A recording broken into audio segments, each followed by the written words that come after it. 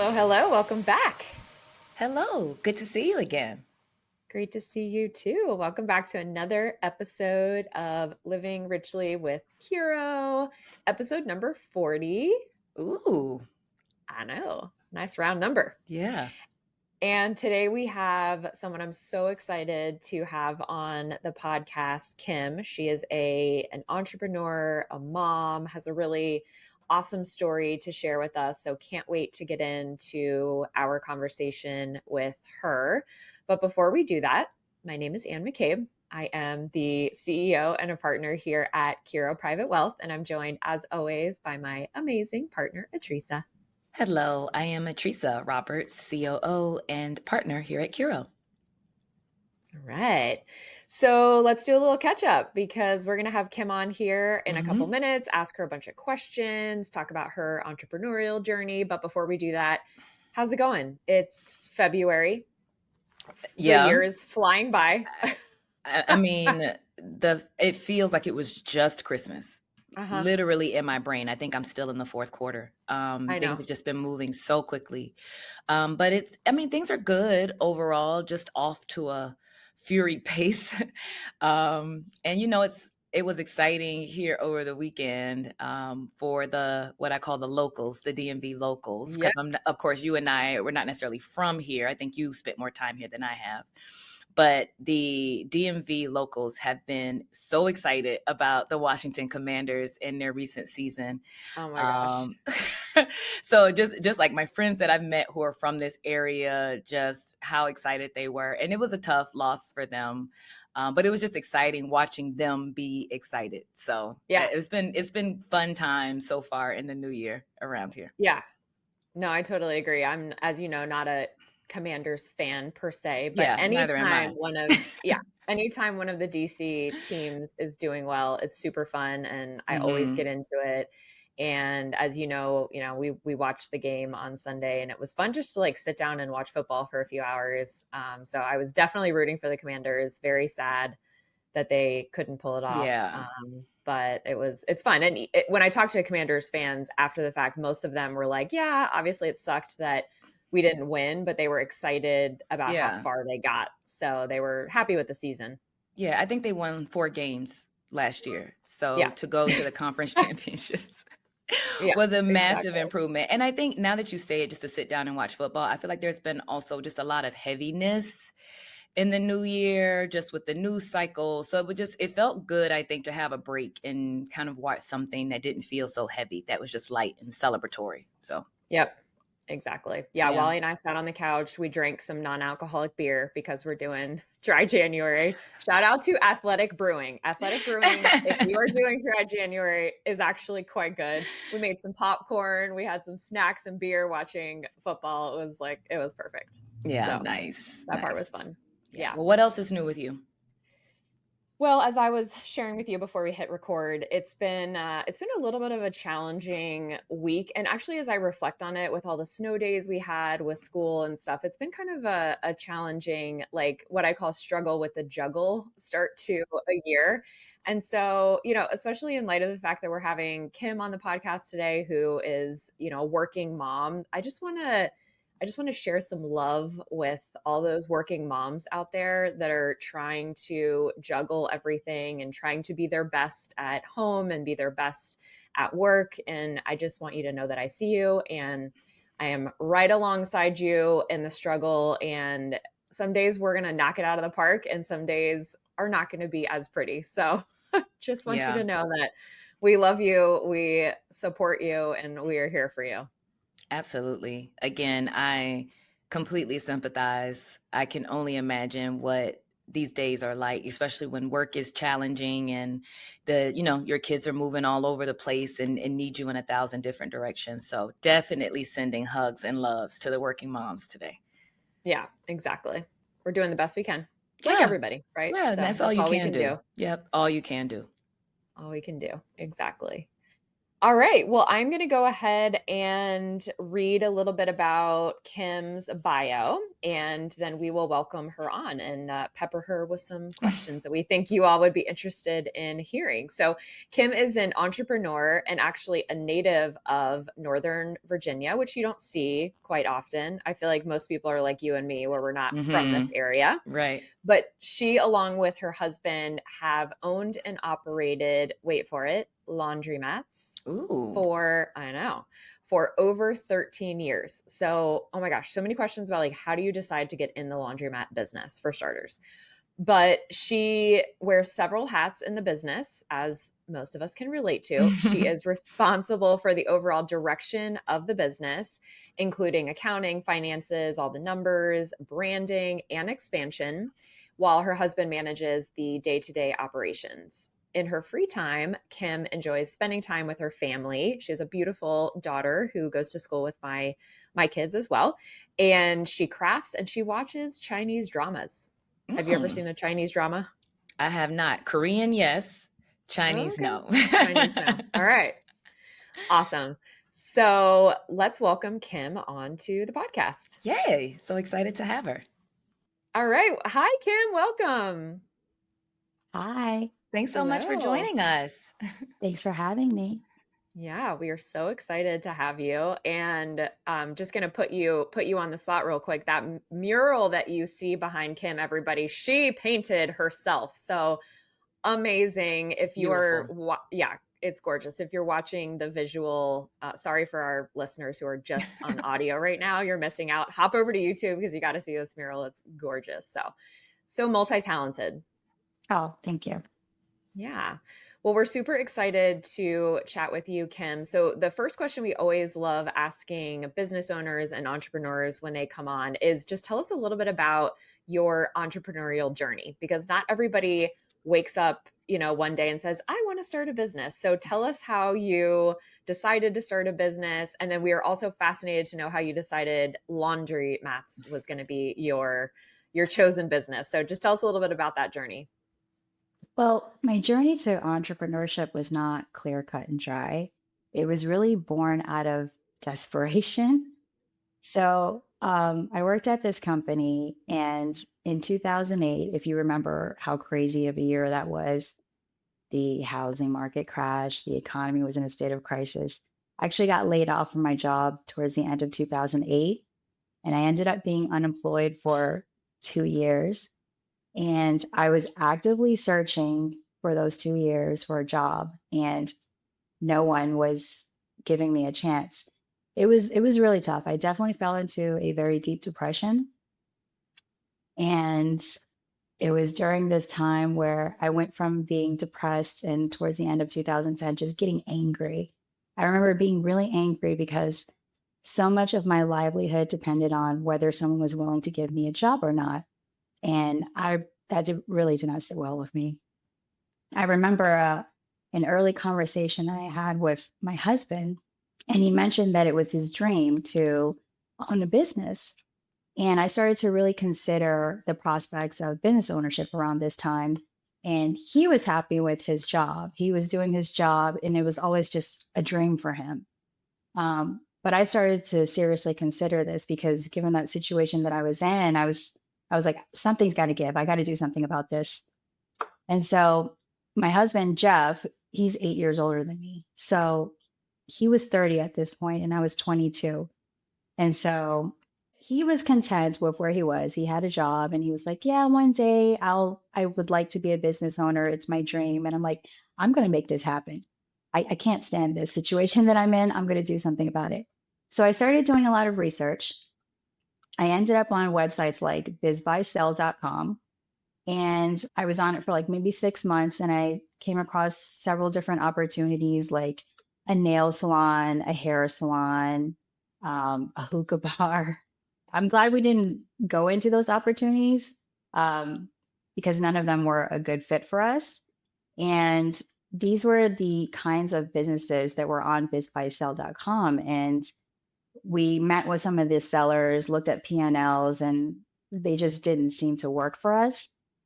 So I had to take a step back. I came up with a list of criteria that was important to us. Jeff was happy with his job. He didn't have any intention of leaving.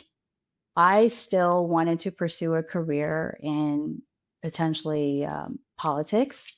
Um, I studied international relations before, and that was my interest at the time.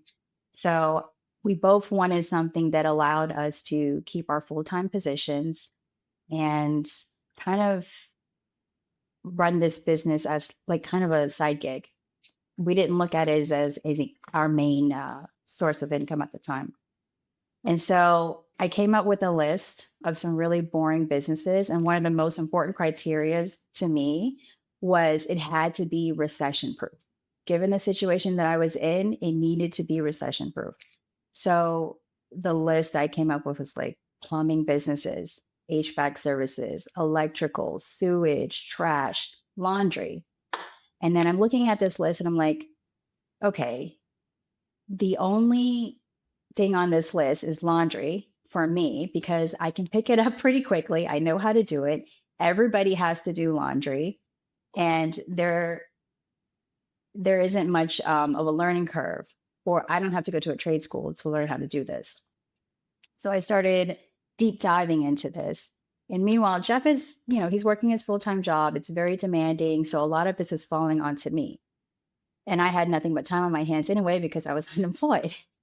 So I started deep diving into this. I landed on this really great resource called the CLA, which is the Coin Laundry Association. I joined their membership, and they had these wonderful workshops.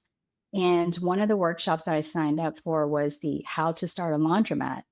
So we went to it, and it was at this workshop that I discovered that laundry equipment is sold through distributor networks. So I couldn't just go to the manufacturer and purchase the equipment. I would have to go through a distributor. And the distributor that I reached out to was dependent on the line of equipment that I chose. So then my next step at this point was to determine what line of equipment am I going to go with. And by this time, it's 2011. And I don't know if you recall or not, but there was a bunch of Kelly Ripa Electrolux commercials. I don't know if you remember those. I don't remember now. I had a lot of time to watch TV back then. So. Yeah. So these commercials were everywhere. And I'm like, oh my God, this seems like a really cool brand. Let me check it out. And turns out they have a commercial line. And there was a distributor in our area. So I reached out to him, set up a meeting. Jeff and I both met him, and we really hit it off. And to anybody who is interested in going into this industry, I would totally recommend doing your research on distributors and finding a really good one, because this guy was amazing. He was absolutely instrumental in our startup. I mean, he built our store from the ground up. I mean, we didn't even do any of the permitting. I mean, he really walked us through the process. He built so many stores, and he had a whole Rolodex of connections. So he linked us up to a broker. He linked us up with a lawyer, a lender, both of which I still use today. The lawyer and the lender, I still have a great relationship with today. He also links us up with an architect, and he goes through the equipment mix and recommends what's going to work for the space that we're looking at. And actually, he was also really instrumental in getting our first space. So he actually worked with a broker. I mean, it was almost like Jeff and I didn't really do too much in the beginning. You just found this like angel. Yeah, he was amazing. He was amazing in the whole process. I mean, we were very, very fortunate to connect with him, because I will say not all distributors are the same. I've had experience with other distributors afterwards, and he was definitely a star. We were very lucky that he was our first experience. Did he help you decide where it made sense to open your first one too? Or was that more of your own kind of research about market opportunity, demand? Oh, he definitely did a lot of research. So he had a bunch of demographics and marketing data that he was able to share with us. And I'm trying to remember. So he had his own connection with a broker. He knew that we wanted to do this. And he serviced DC, Maryland, and Virginia, and he was based out of Maryland, but we're in Virginia. And so he worked with a broker that was very familiar with our area we were looking at in Prince William County. And he went back and forth with this landlord that he knew was a great space. And the landlord kept saying no. And eventually they couldn't lease out their spaces. As you remember, around that time frame, 2008, 2010, like the Oh yeah. recession was not, and I mean, it was a recession and the economy was not in a good place. No. And they couldn't lease out their spaces. So we got very lucky. They finally said yes. And it was thanks to that distributor for being so persistent Mm. and going back and getting this great location for us. It's an amazing story. And thank you so Yeah. much for sharing it and even your transparency around, your struggles leading you up to that point. I think sometimes you use the word desperation. Sometimes the desperation can spark genius, right? When you're just at the bottom and don't know where else to go. It's when you get creative. And I think that's exactly what you did. Thank you. Yeah, it was a really tough time. So he created the equipment mix for us. And I remember that when we first started this whole process out with the first store, being so new to the business and having no existing relationship with any lender or anything like that, the lender was only willing to finance 70% of the project, and then we had to put down 30%. And we had some savings, but obviously not enough at the time to make up that 30%. I mean, we borrowed money from friends. I took out personal loans. We took out loans on assets that we had. I mean, we took advances on credit cards. It was very tough to scrape everything that we could get to get that 30% down. And then when we first built the store, we had it built out to fit the maximum amount of machines that was allowed per the layout. But we only purchased 80% of the equipment because that's what we could afford along with the construction costs. And then after a year and a half, we made a full return on our investment.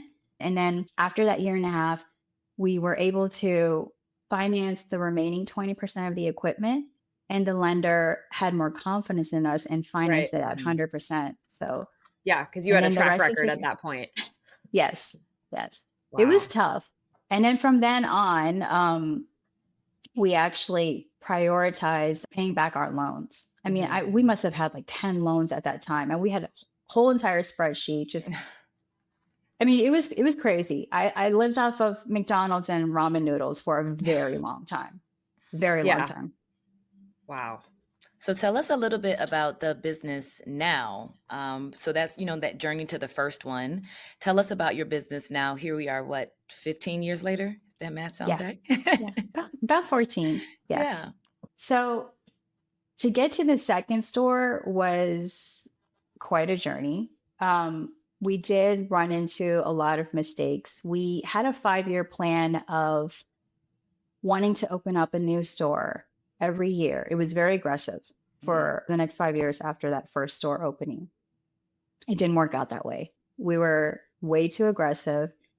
Like I said, we made mistakes. The first lease that we signed after that first store, we signed it with an original landlord who eventually sold it to another landlord who did not want us in their space. Mm.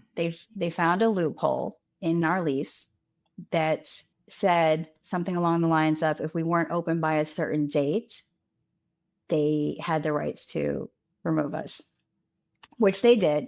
And so what happened during the construction is there was an issue with one of the plumbing lines. And we had reached out to the landlord for a recommendation on how they wanted us to handle the situation. They delayed those conversations long enough to get past that point where it allowed them to remove us from the space.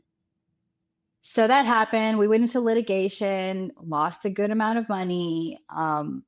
After that, we went into 3 other opportunities, which also didn't work out. We lost money on those 3 opportunities as well because we did things like before any of the negotiations were close to a close or a deal, we would spend money on architectural drawings. We would start permitting processes to get a head start because we know that construction takes a really, really long time and there's always something that comes up. And we lost money doing that. And then we weren't exactly disheartened, but after, I think it was like 5 years, 5 years Okay. before we finally got the second store, and 4 failed opportunities in between that, and a significant loss of funds. And when we finally got our second store, that was in 2016. And then shortly after that, a good friend sold us his store. So it was like we waited 5 years. And then after 5 years, we got our second. And then not even a year later, we got our third store. So today we have 4 laundromats and we're building our 5th one. So That's you're going to get up wonderful. to that 5. Yeah. Just a little bit, Yeah. different of a path than you originally Yeah. anticipated, but that happens. 14 years That always, later, yeah. Yeah. lots of lessons learned, which is always important. Yes. Lots Yeah. of lessons. It's been Yeah. tough. I'm sure many entrepreneurs can relate to that journey. Yes, absolutely. Absolutely. So, Kim, you are not only a business owner, an entrepreneur, but you're also a mom to a beautiful little girl. So, tell us about how you balance it all, right? How you balance being a present mom and being at the school events, which I see you at frequently, I with try. also running this successful business. How do you manage it all? Well, I'm definitely not perfect. I'd be lying if I said I didn't drop the ball ever, because I do. I make it a personal policy of mine to follow this idea of, if it's a big deal for my daughter and a small deal for me, I try to do it. And what I mean by that is, if it's a big deal for her, for me to be at her Wednesday morning field trip, and then I have a meeting that morning, it's a small deal for me to just move that meeting, I'll do that to help prioritize what's important to her. And then I always make it another policy that I only work while she's at school. So when she's at home, she has my full undivided attention. And then to facilitate that, I do a lot of things to streamline my processes during the day. So I do things like automate as many things as possible. I'll create rules in my inbox, I'll create rules in my QuickBooks, sign up for automated payroll. I share calendars with my husband to make sure that we are, on the same page at any given moment. At least once a week, I will review, my calendar for the 3 weeks ahead. And then every night I review, what my schedule looks like for the immediate week going forward. And then one of the biggest things that I did, which has been such a game changer, is that in 2014 or 2015, I went paperless. So I moved everything into the cloud, which allowed me to work anywhere in the world. And it's so much easier to just search into a box for something that you're looking for, a file, than it is to sift through papers that you may or may not find. Yeah, for sure. Yeah.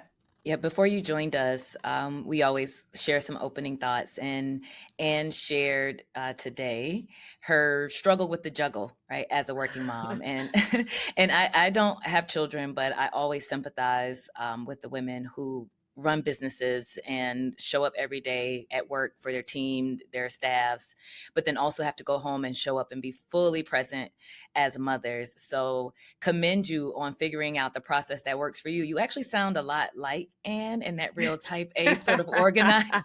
We have to We be that have way, to I think. be. I know. We have to Otherwise, be. literally everything would, Yes, Anne is come off the obsessed with rails. the calendar. And so when you started Yes. talking about I share my calendar, I set rules, I was like, oh my God, that's so Anne.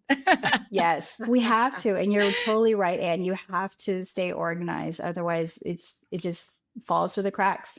Yeah. And you know how many emails the school sends alone. Oh my gosh. Yes, alone.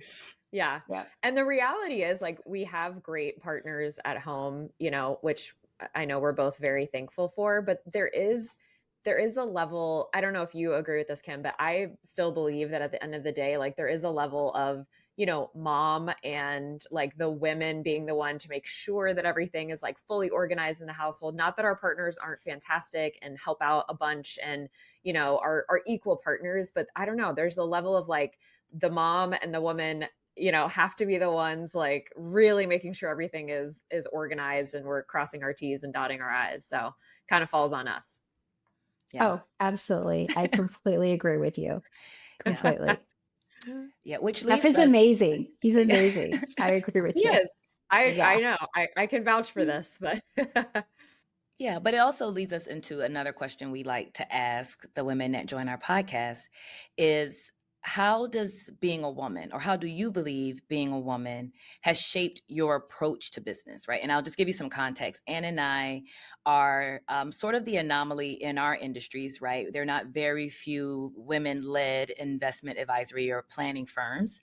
And we realize that womanhood gives us a very different viewpoint from the way we see our business, the way we interact with our clients. So we're always curious. Do you think that your womanhood has shaped the way you approach your business? Absolutely. 100%. I absolutely believe that. Um, I don't, anybody who meets me in person can probably attest to this. I don't have a commanding presence. I'm not only am I a woman, I'm a minority. I am petite. I probably look a little bit younger than my age, and people don't take me seriously. So, a lot of times in business settings, I feel like people are always trying to humble me. So, a lot of times I'll go to a business meeting, I'll meet a distributor, architect, it doesn't matter, broker, landlord. Jeff and I will both be in the meeting. They will not even make eye contact with me. Or even really acknowledge me. And I'm treated like a prop. I am completely invisible. They'll just speak to Jeff and I'm just there. And it's really hard on me over time. So I don't smile as much. I don't exude as much warmth. I don't joke around my employees. Jeff definitely does. I feel like respect comes very easily for him. Whereas for me, it's really hard earned. I have to really work at it. I developed really, really thick skin over the years. And I really more slipped into the background of our business. And Jeff has become more of the face of the business. So he interfaces more with the public, he interfaces more with the employees. He handles more of the operations because of it. And I've really just kind of slipped into the background because of it. That's pretty much what but you're the happens. one like setting the strategy and you're the one like making sure the finances are in order, which is kind of a big deal, right? Yeah, Because if that's pretty those aren't in important. order, everything falls Yes, apart. So I know that that's you're true. partners, but yeah, certainly what you do makes a massive impact to the business.